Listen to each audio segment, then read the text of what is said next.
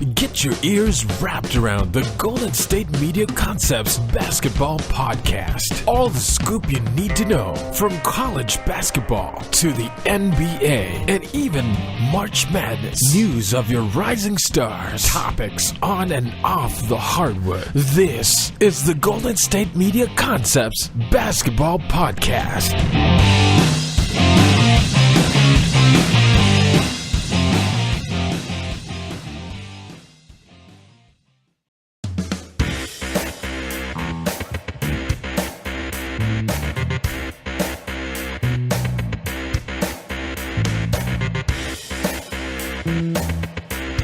Good morning, everyone, and welcome to the Golden State Media Concepts Basketball Podcast. I'm your host, Pauline, and it's been kind of fun.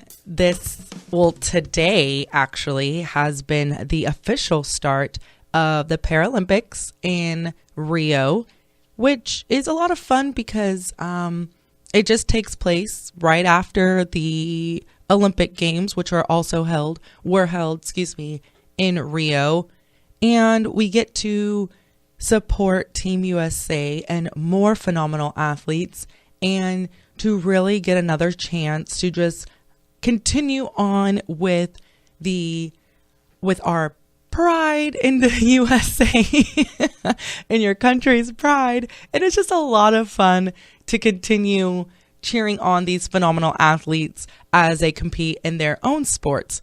Now, if you don't know, Team USA has both a men's and women's wheelchair basketball teams that compete in national events.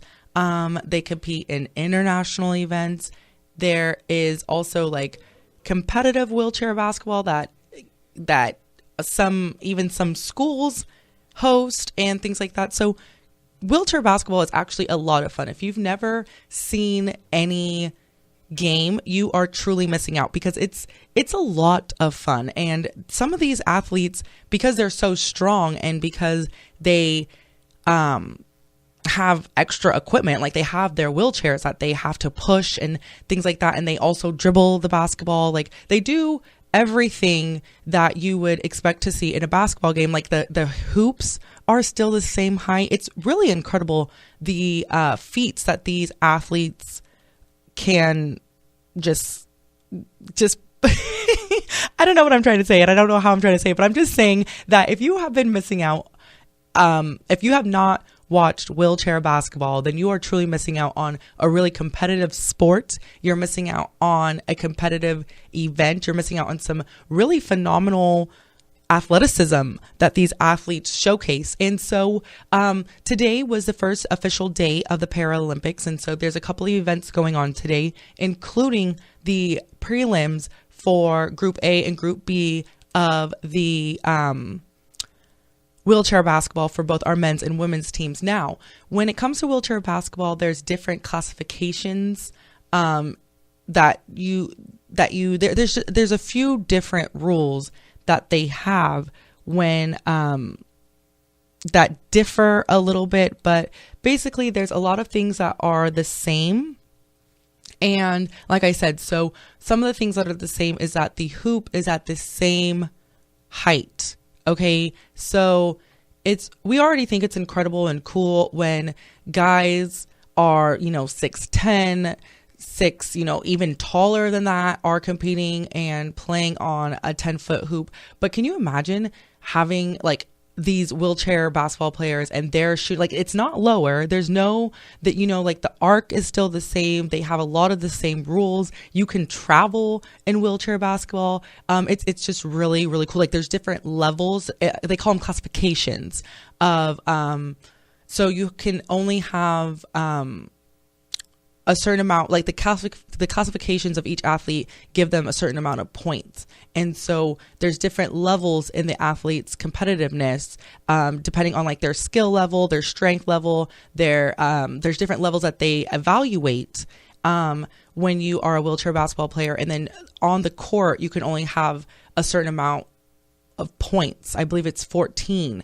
So the players on the court equal up to 14. So there's a little bit different things that, of course, that they some things that they adapt to these athletes. But other than that, it's basically a great game of basketball. And I'm really excited to be talking about this right now because I have been waiting for wheelchair basketball to start. And I've been tweeting about it. I've been tweeting about this. I don't think I've quite mentioned it on the air yet, but I'm very excited today because today was the prelims. And so far, the women's prelims have gone on, the Group A and Group B. And now Team USA women's wheelchair basketball team, our basketball team is in Group B, which is totally fine. And so today they played against France. Now get this. You guys are going to be blown away because I was blown away and I had to share it with everybody else in the office because I was so excited. I was like,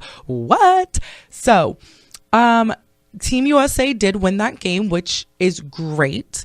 Our women's team, just like our national women's team. It's so cool because they're doing so well. But okay, so they beat France 93-37. 93-37. So first of all, they creamed Team France. Okay. And can you imagine watching a game just in any kind of in the NBA, scoring 93 points is good, but I just can't imagine. Now, unfortunately, I did miss this game. And so I'm going to have to go back and rewatch this game for Team USA because clearly it must have been a very exciting game. It must have been a lot of fun to watch. A lot of scoring was going on, 93 points. And so they had 25 points in the first quarter.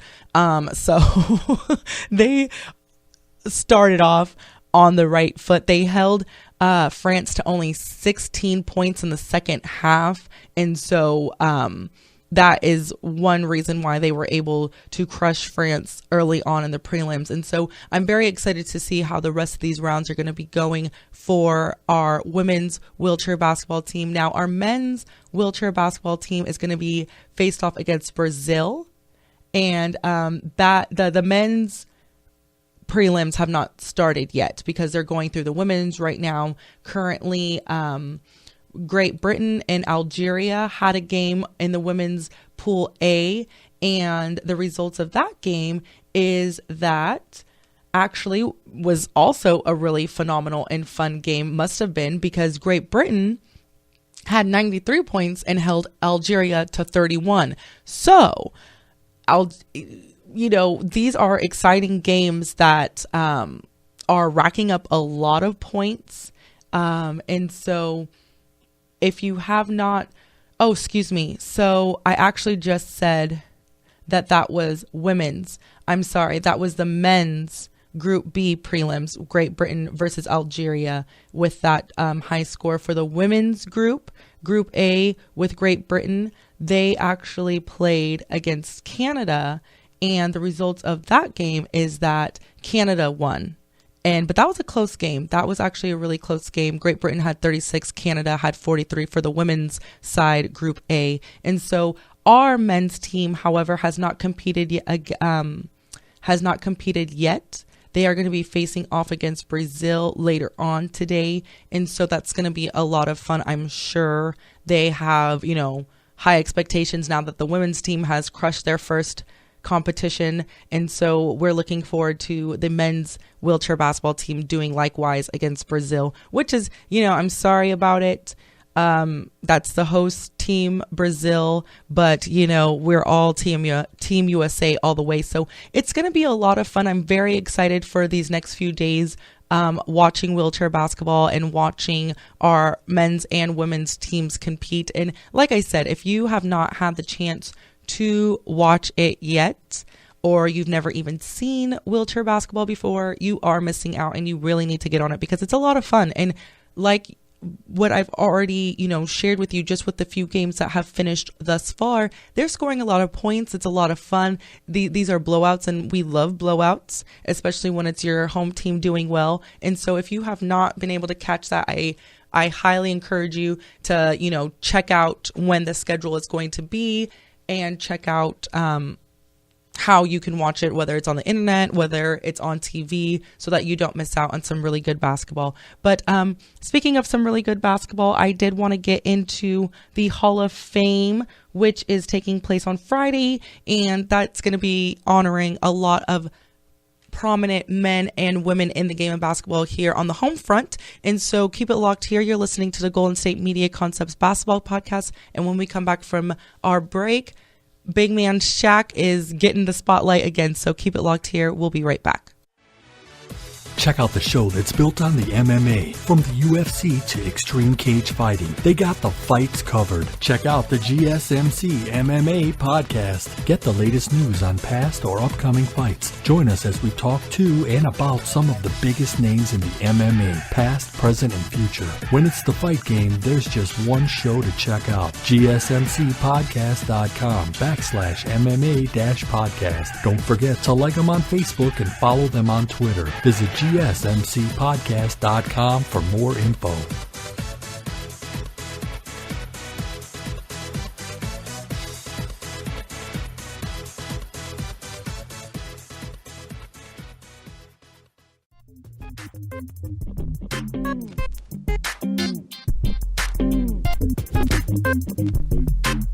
And welcome back to the Golden State Media Concepts Basketball Podcast. I'm your host, Pauline. And right before the break, I had mentioned that the Hall of Fame class for 2016 is going to be inducted soon. And so there's been a lot of, like Shaq just had his interview and all these different things, because this class of 2016 is a phenomenal class. And it has a lot of the greats that I grew up watching and idolizing and wanting to be like. And so it's a lot of fun. And now I think that getting inducted into the Hall of Fame is, again, up there with one of the highest achievements that you work hard for when you are a professional athlete, or like there's the Rock and Roll Hall of Fame. Like, just getting inducted into the Hall of Fame is just kind of like a nice way to end your career and not necessarily close that chapter, but to kind of like the icing on the cake. And because it's like you're being recognized for the impact that you had on your game that you so greatly loved and that you dedicated so much time, talent, sacrifice, and things like that into. So now, Shaquille O'Neal, Allen Iverson, and Yao Ming have been getting a lot of the media presence and FaceTime for being inducted into the Hall of Fame. But also, let's not forget, there's Cheryl Swoops, and she is going to be presented by Van Chancellor and my all-time favorite, Nancy Lieberman, for the Hall of Fame. There's also going to be, okay, so the presenters have been announced. Now, Shaquille is, and I think Shaq, I've said this before. He actually recently in an interview also said that he believes that he only was able to showcase only 30% of his talent while in the NBA. And okay, so basically what he was saying is that because he had to fall into place with certain structures and certain playing styles, that he feels that he was actually limited to only showing us 30% of his true talent. And let's just think about that. So here this man is one of the most, if not the dominating force in the paint, who literally changed the game. He did things that guys now are still trying to achieve. And he's only telling us that he was able to give us 30% because he felt like he was boxed in. That just blows my mind. Now imagine if he gave us 35%, 50% of his talents. Then what other great, phenomenal feats would he have produced if he was able to, in his opinion, give us more of Shaq Daddy? So I don't know. And if you missed that interview, I suggest that you catch it when it comes on again, because it was a really good interview. It was really nice to see like kind of like more the personal side of Shaq. And, you know, Shaq is a really fun guy. And I always talk about how I think that he has just like a really fun life right now, doing cameos everywhere and just being able to joke for a living now. And just enjoy himself, and he gets to try and do things, whatever it is that he wants to do. People just love him on air. He has his own podcast show. He, like I said, does cameos. He does a little bit of everything and just has a lot of funnies and commercials. He has his little icy hot silly madness thing that always cracks me up, even though I've seen it like a billion times. But so Shaq is going to be presented by Julius Erving, Alonzo Mourning, Bill Russell, and Isaiah Thomas. So that's really, really cool. What an honor that is to be presented by them. Allen Iverson is going to be presented by Larry Brown, Julius Erving, as well as John Thompson. Yao Ming is going to be presented by Mutombo, Bill Russell, and Bill Walton, which is an honor. And Yao Ming is another guy that I think has done a lot outside of his basketball career, and is one of those athletes who used their platform, their fame, their notoriety from a sport in order to do a lot of good outside of the sport and through the sport and because of the sport. And so Yao Ming is a really cool guy as well. I would love to have the opportunity to meet him. And so it's going to be a really fun night. And there's going to be a lot going on, and there's going to be a lot of guys that we have grown up, well, at least me, I have grown up watching. And so the ceremony is actually going to take place on Friday and will be aired live on NBA TV. That's 6:30 Eastern time. So kind of early here on the West Coast for us. So I definitely will have to record that one and watch that one later. But, you know, it's worth it because these are guys that we grew up watching again. And this is another great time to see kind of like that seal the deal and seal their legacy in the NBA. And so, like I said, I'm really looking forward to it. It's going to be a lot of fun. If you guys missed the Shaq interview, there's a lot of different interviews that are going to be coming on and things like that you can watch, and you can learn a little bit more about the history. And if you know, just refresh yourself and just relive and enjoy the glory that is these athletes. And so that's going to take place, like I said, on Friday. And speaking of these all-stars, and speaking of just phenomenal players that we enjoy watching and that we enjoy spending like just time enjoying. I don't know why that sounded so weird. It sounded a lot better in my head. But the All-Star Game. Now, we've been talking a little bit about the All-Star Game ever since they decided to pull out of Charlotte. And we have been talking about how they were looking for a new location and that they needed to find another spot for the game and where they were going to go. But so if you don't know, now you know, it's going to be in New Orleans. And they have finally released the logo for the All-Star Game, in which I think is very, very everything that you would think that the All-Star logo would look like in New Orleans. So it does have the fleur-de-lis, which is iconic when speaking about that city. And then it is also paired up with the Pelicans colors. So like the gold, red, and blue. It looks really nice. I actually really do like the logo. I'm excited. And I was thinking about this. So I believe that Mardi Gras takes place in February as well. I think like the weekend after is like the big weekend for Mardi Gras. And so Louisiana, New Orleans is about to be popping the entire month of February. And so the All-Star Game is going to be at the Smoothie King Center, which is going to be a lot of fun. They so you know, like I'm sure they've already started preparing for that. And that's just going to be really, really good for the entire state over there, which is going to be a lot of fun. So tickets have not gone on sale yet for the All-Star Game, but those are going to get released, I'm sure, soon, now that, everything is basically finalized with the new setting and the new place. And so keep an eye out for that.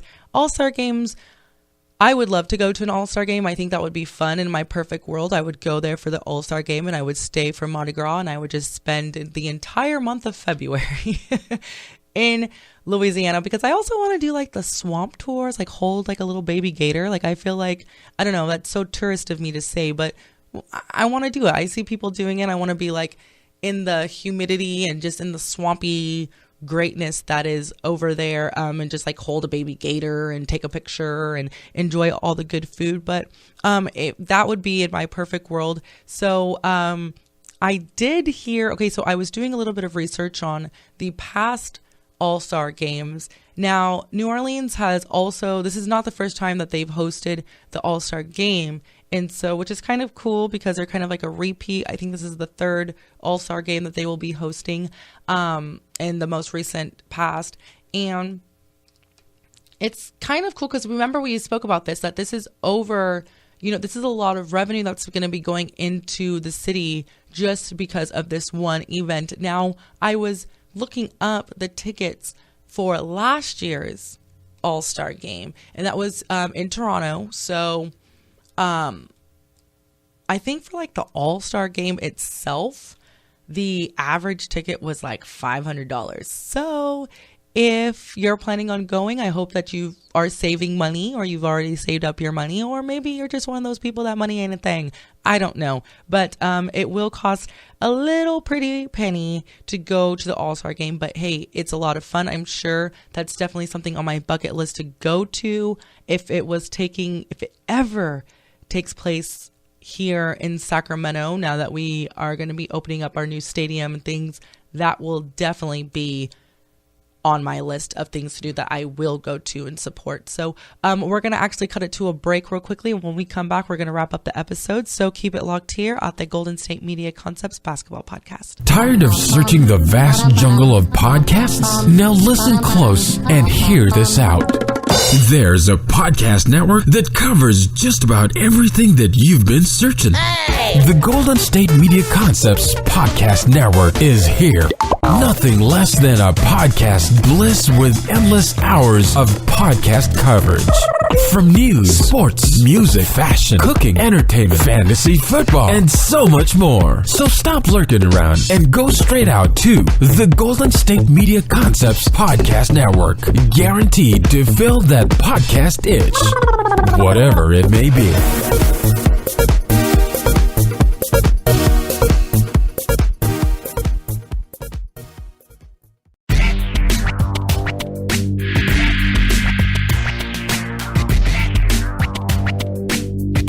Welcome back. I'm your host, Pauline. And so I wanted to make this episode a little bit more fun. And because right now we are like in the middle times with basketball. We're starting, to inch towards basketball season starting up again. Football season just started. So luckily there's some action going on, but basketball, it's a lot of the off season stuff right now, and there's a lot of talk about recruits and things like that. And so I wanted this episode to be a lot more fun because there's not really there's wheelchair basketball going on, but there's not too okay, let me roll it back. There is the WNBA who is wrapping up their season, because remember they had to go on that hiatus. They had to put it on pause during the Olympics. So they have resumed back, and it's funny because right now with the WNBA, there's not really a solid seeding right now for the playoffs. So these last 2 weeks are really going to count when it comes to the WNBA, and once the playoffs start, there's going to be a lot more action, a lot more fun. So I'm looking forward to the WNBA's playoffs. And then there is also wheelchair basketball taking place right now, which again, I'm telling you, you're missing out if you're not watching it.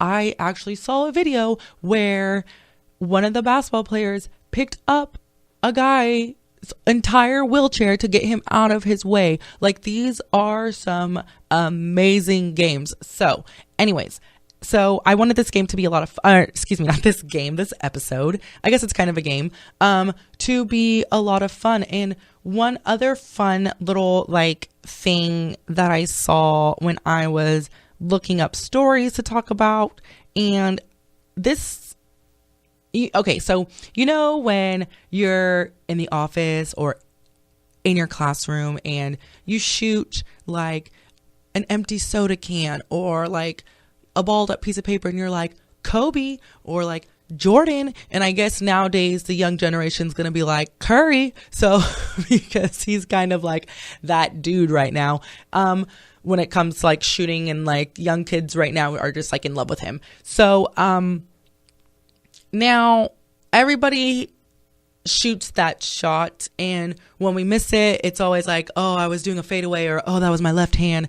But in Ohio, there is now at Columbus, Ohio. This just happened the other day, actually. So there's this kid who goes to Ohio State University, and his name is Vinny. So Vinny is probably a cool kid on campus right now, especially at least in his OChem class, because so school has just started for kids and for, you know, colleges and things like that. So everybody's basically back to school who should be back in school. So and OChem, I'm sure, is very, very difficult. I would have no idea because I never took organic chemistry in college. But for all of you that are doing organic chemistry, power to you. You know, you guys just keep it up. But every once in a while, you come across a really cool teacher who is just down with the times and a lot more fun, a little bit more lenient. Now, the reason why I'm bringing up Vinny is because, and I'm saying that he is at least a cool kid in class right now, is because he shot a wad of paper, so like a paper ball, that he, I don't know who, scrap paper, I don't know, last week's homework, something like that, from the top of the auditorium, and he shot it across the lecture hall and made it into the trash can. Now that alone, I would have been like, oh, like, you know, because like I love it when people make their shot.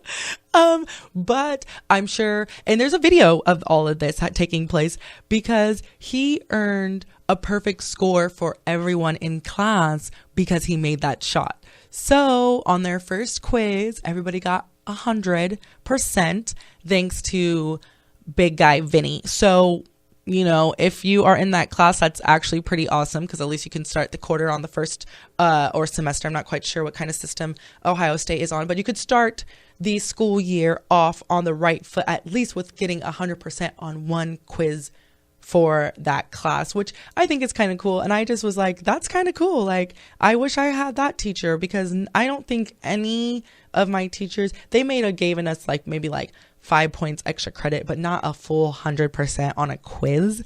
So I thought that was kind of cool. If you haven't seen that video, you should check it out. That's a lot of fun. It was posted by Rachel from Ohio State as well. And so she's kind of cool for posting that. It's been a lot of fun. And speaking of other situations getting posted on social media and kind of making the world go, oh, because you're so excited, is Richard Jefferson. Now, Richard Jefferson won a ring with the Cavs, which again is the reason why he moved to the Cavaliers, since everybody wants to poo-poo on people building super teams. You know, people are making these trades and have always made these certain trades due to wanting to bettering their positions on winning a championship, but I digress.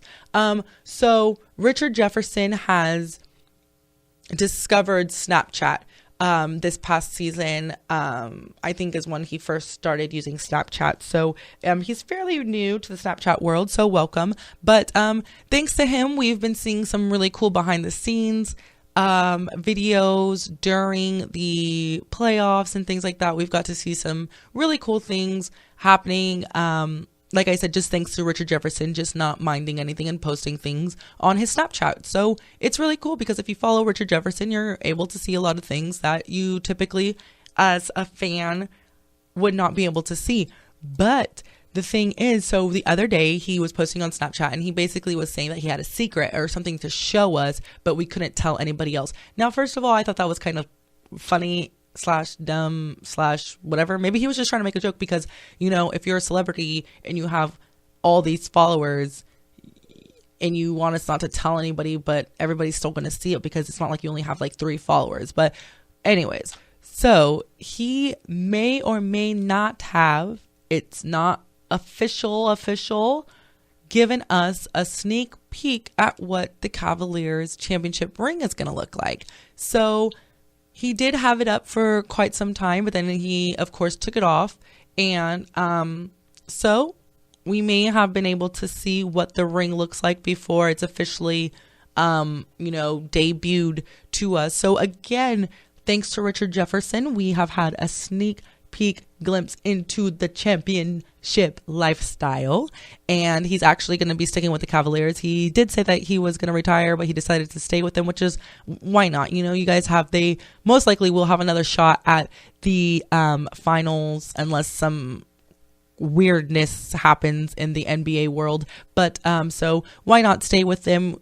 I mean, I'm a firm believer in quitting while you're on top, but hey, there's nothing wrong with going for another thing if you could still see it and it still seems tangible. So that's kind of cool. If you have not seen the championship ring, it's like, because again, this is the age of social media and this is the age of the internet and the age of the snapshot. So the screenshot, excuse me. So if you haven't seen the ring, if you don't follow Richard Jefferson, you can still see the ring. You could still see the snaps that he posted because, like, again, we screenshot everything, even if it's only up there for a few seconds. If you have more than probably 100 followers and you're a celebrity, you're going to get screenshotted. So you can definitely check that out. I'll post a picture on Twitter. Of course, you can follow me on Twitter. You can interact with me on Twitter. You can tell me your opinions, what you hate, what you love, what you don't really care about on Twitter at GSMC_basketball. You can listen to this podcast show, any of my past shows on our network website, which is gsmcpodcast.com. You can also download and listen to me on iTunes, Google Play, SoundCloud, and Stitcher. And again, like I'm saying, so if you saw, I don't know, if you have any opinions about any of this stuff, how do you like the All-Star game being played in New Orleans again? Are you going to go? Do you care about the prices? Have you seen the ring? I personally thought if that is what the ring is going to end up looking like, it's so nice. And like these championship rings are so nice and they're so cool. And it's just like, I don't know, they're just really nice. Just in general, any championship ring, even college championship rings are really nice. So if you saw it and you loved it, I want to know. Again, my Twitter is at GSMC_basketball. I'm your host, Pauline, and I will talk to you guys next time.